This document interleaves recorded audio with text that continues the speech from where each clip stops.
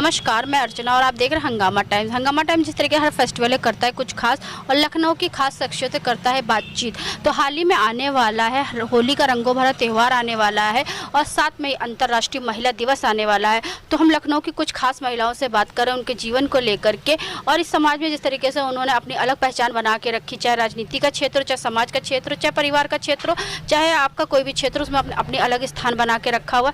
तो आज हमारी खास शख्सियत के रूप में और खास बातचीत के रूप में कड़ी के रूप में जुड़ रही हैं मीतू राणा जी। तो मीतू राणा जी से हम जो पहले उनका परिचय आपको बता दें, वो एक राजनीतिक विशेषज्ञ हैं, साथ में राजनीतिक मुद्दों को लेकर के, राजनीतिक बातों को लेकर के वो ज़्यादा एक्टिव रहती हैं और राजनीतिक क्षेत्र में वो कुछ ऐसा करना चाहती हैं जो आज तक किसी महिला ने ना किया हो और समाज को वो जागरूक करना चाहती हैं। क्योंकि जो मुद्दे होते हैं, क्योंकि जो आज हमारी देश की ज़रूरत है रोज़गार, जो बेरोज़गारी को लेकर के रोज़गार की तैयारी होती है और साथ में महिलाओं की जागरूकता के लिए वो काम करती रहती हैं और ऐसे मुद्दे उठाती हैं जिनको कोई सोच नहीं सकता। तो हमारे साथ में मीतू राणा जी जुड़ रही हैं। तो पहला हमारा सवाल रहेगा कि वो राजनीति के क्षेत्र में क्यों आना चाहती हैं और राजनीति के क्षेत्र में आके वो ऐसा क्या करना चाहती हैं कि अभी तक किसी ने जो ना किया हो। आपका स्वागत है जी। मैं मीतू राणा, मैं राजनीतिक में तब आई जब मैं ससुराल से काफ़ी प्रताड़ित हो गई थी। मैंने वो हर हद किया जिससे मेरे ससुराल वाले खुश रहे।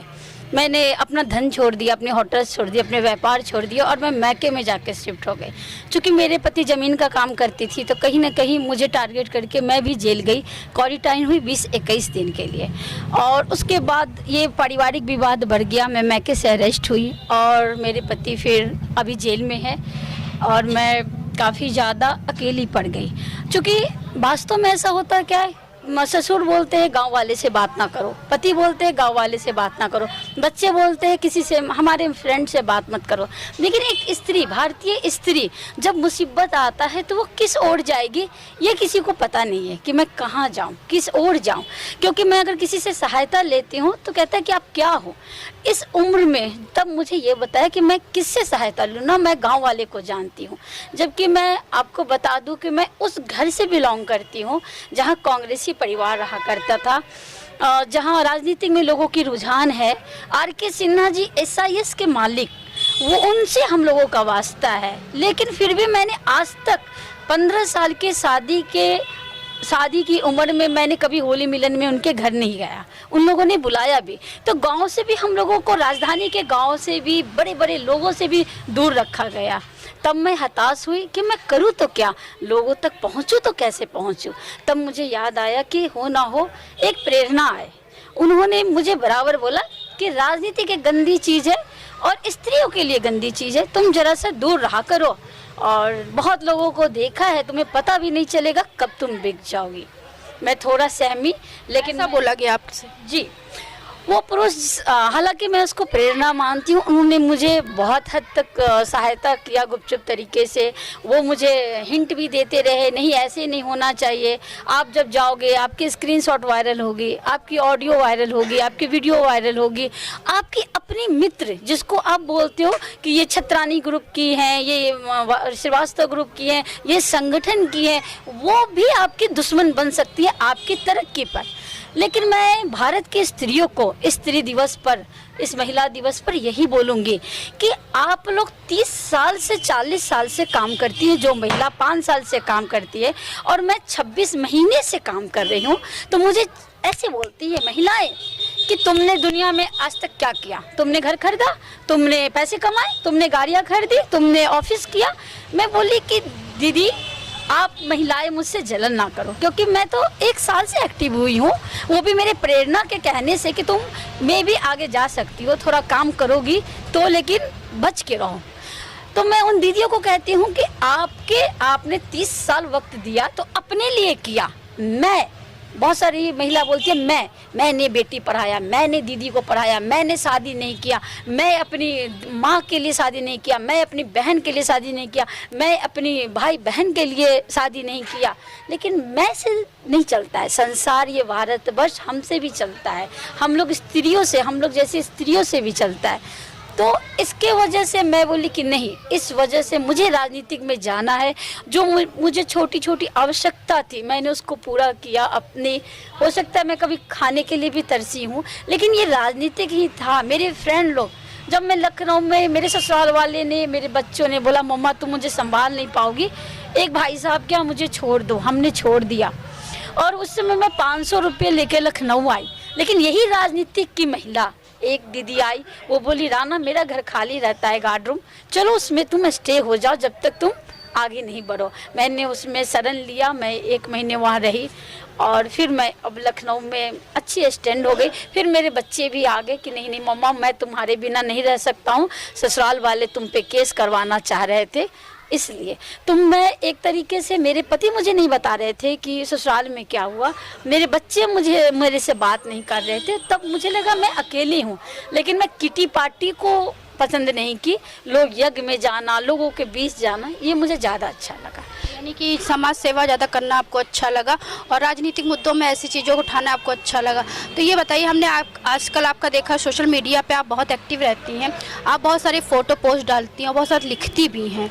तो आज अगर राजनीतिक क्षेत्र में आप आती हैं तो किन मुद्दों पर आप कार्य करना चाहेंगी?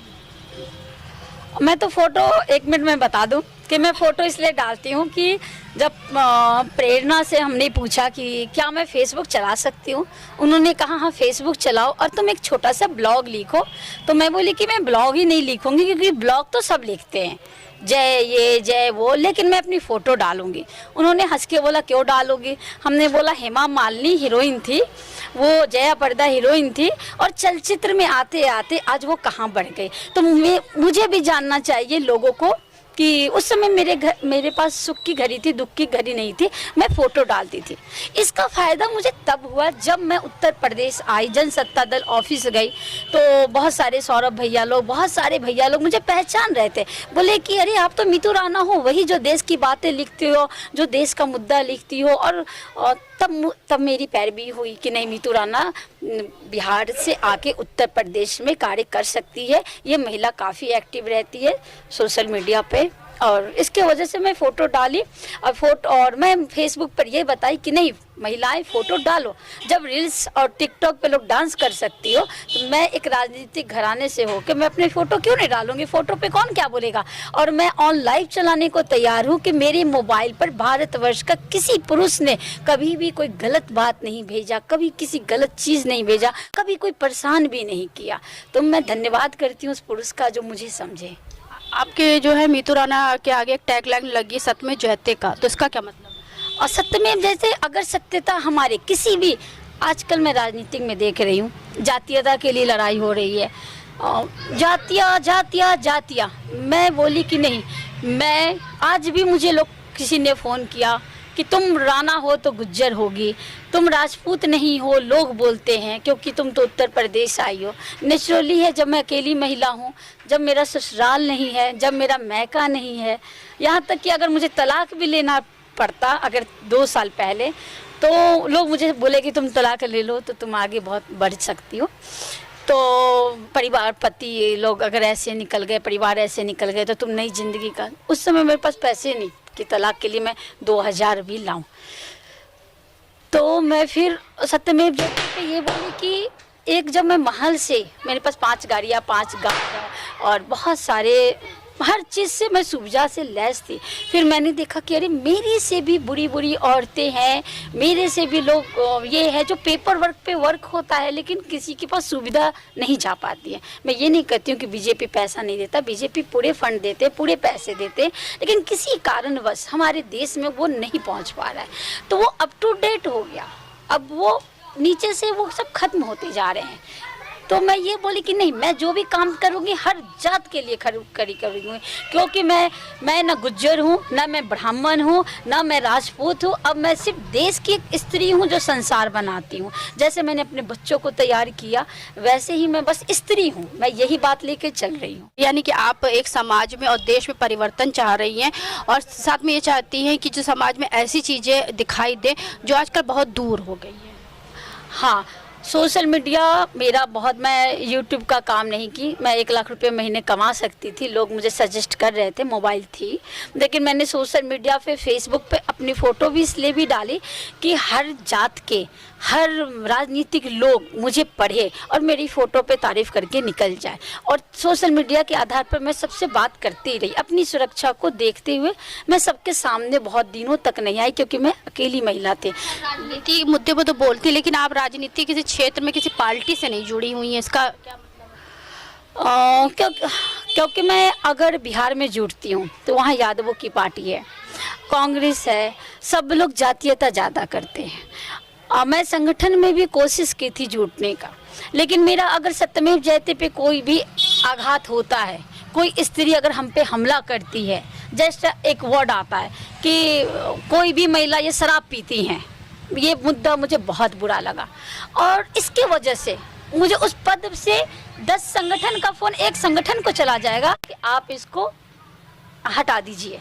तो ऐसा होता है कि अगर मैं सत्यमेव जयते पे अगर वो लोग एक धारा चल रही है और मैं जब दूसरी धारा बोलूँगी तो वो सारे लोग मिल जाते हैं, अटैक करते हैं। तो मैंने बोला मैं अपनी कलम की ताकत सोशल मीडिया को बनाऊंगी और इसमें मैं किसी का किंतु परंतु अरंतु नहीं सुनूंगी। सिर्फ मैं अपने दिमाग, अपनी राजनीतिक विशेषज्ञ और अपनी देश की बातें बोलूंगी, क्योंकि मैंने पढ़ा है कि आज़ादी कैसे मिला है। हम एक अकेले लोग आज़ादी नहीं प्राप्त किए, और जब आज़ादी प्राप्त पूरे देश का लोग मिल के कर सकते हैं तो ये राजनीति में नेता और नेत्रियों का साथ देश को बहुत ज़रूरी है, जो एक लुप्त हो गए हैं। तो आप किस पार्टी में जाना पसंद करेंगे? मैं किसी पार्टी में जाना पसंद नहीं करूंगी, क्योंकि ये लोग जातीयता करते हैं। आज भी विपक्ष पार्टी वो मुद्दा नहीं बोलती है जो मुद्दा देश में बोलना चाहिए। संविधान की बातें ज़्यादा करते हैं। और मैं संविधान की बातें इसलिए करती हूँ कि आज जो विवाद होता है रामचरितमानस और संविधान जो है, ठीक है संविधान था, लेकिन संविधान बिना पैसे का मैं नहीं समझ पाती। आज अगर मुझे तलाक लेना हो, अगर मुझे वकील से मीटिंग करना हो, तो आप रिपोर्टर और आप मैं राजनीतिक में चली गई हूँ तो अब तो मुझे मुफ्त में सब चीज़ मिल जाती है, क्योंकि मैं समाज सेविका हूँ, मैं अच्छा बोलती हूँ, तो लोग तो अब मेरे आगे पीछे रहते हैं। लेकिन संविधान बिना पैसे का नहीं है। जिन्होंने भी लिखा, अगर इसे प्राइमरी करा दो, अगर संविधान इज जब मस्ट इन इंडिया, तो आप इसको प्राइमरी करो ना। प्राइमरी में क्या पढ़ाया गया कि 307 क्या होता है, 420 क्या होता है, हम लोग नहीं जानते। थोड़ा बहुत हम लोग फिल्म से जानते हैं।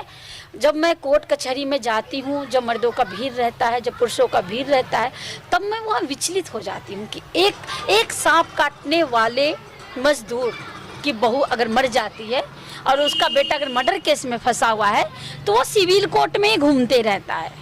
उसे बेल लेना है कहाँ? हाई कोर्ट से। लेकिन उनके वकील कहाँ घुमा रहे? नीचे। मैं वकील के खिलाफ नहीं हूँ, लेकिन मैं संविधान के लिए ये बोलती हूँ कि विदाउट पैसा संविधान क्यों?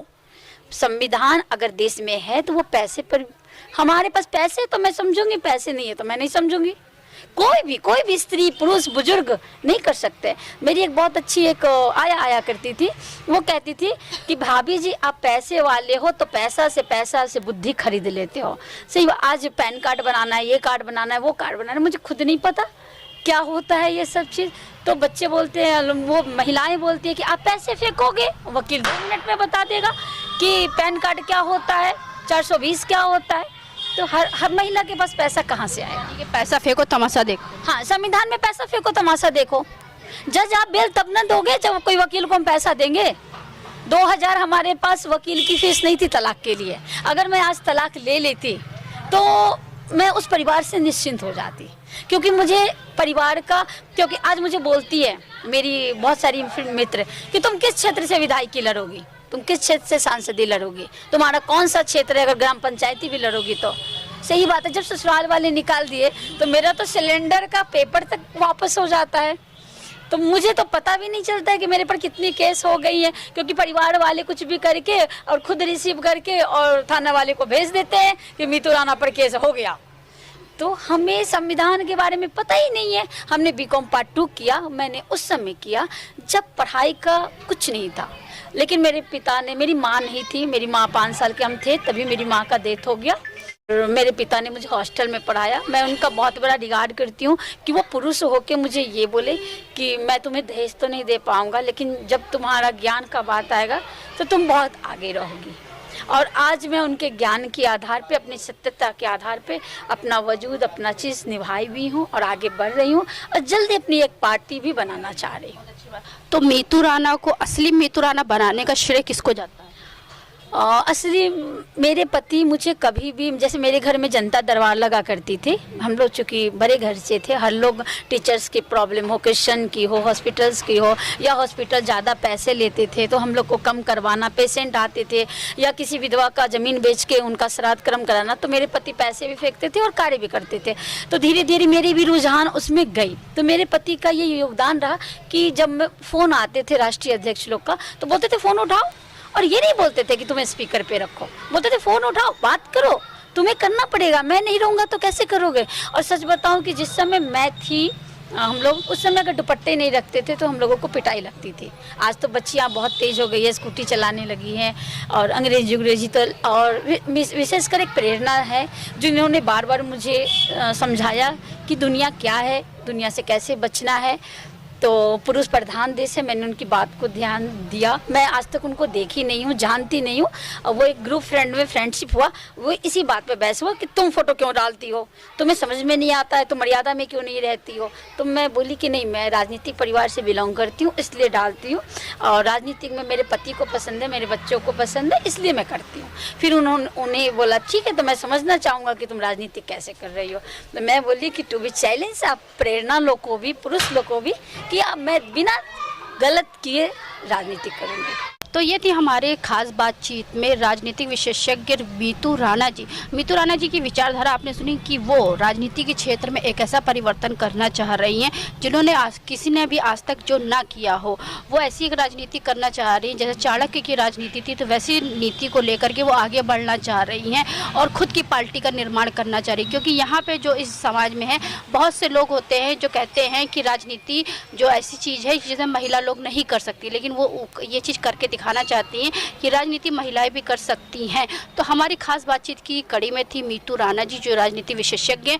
वो ऐसे मुद्दे उठाती हैं जो समाज की बहुत ज़रूरत है, चाहे शिक्षा का हो, चाहे महिला का हो, और चाहे स्वास्थ्य को लेकर के ऐसे मुद्दे उठाती हैं। तो ऐसे लखनऊ की कुछ खास शख्सियतों से हम आपको रूबरू कराएंगे इस महिला दिवस पे। लखनऊ की खास महिलाओं से आपसे बात करवाएंगे जिन्होंने अपने दम पर अपनी पहचान बनाई है और दूसरी महिलाओं के लिए प्रेरणा स्रोत बन रही हैं। तो इसी के साथ मैं अर्चना आपसे जा लेना चाहूँगी। धन्यवाद, बने रहिएगा हंगामा टाइम न्यूज़ चैनल के साथ। हंगामा टाइम्स की तमाम खबरों को देखने के लिए हंगामा टाइम्स को सब्सक्राइब कर लीजिए और बेल आइकन दबा लीजिए। अगर आपको ये वीडियो अच्छा लगा हो तो लाइक बटन प्रेस कर अपनी प्रतिक्रिया हमारे कमेंट बॉक्स में देना मत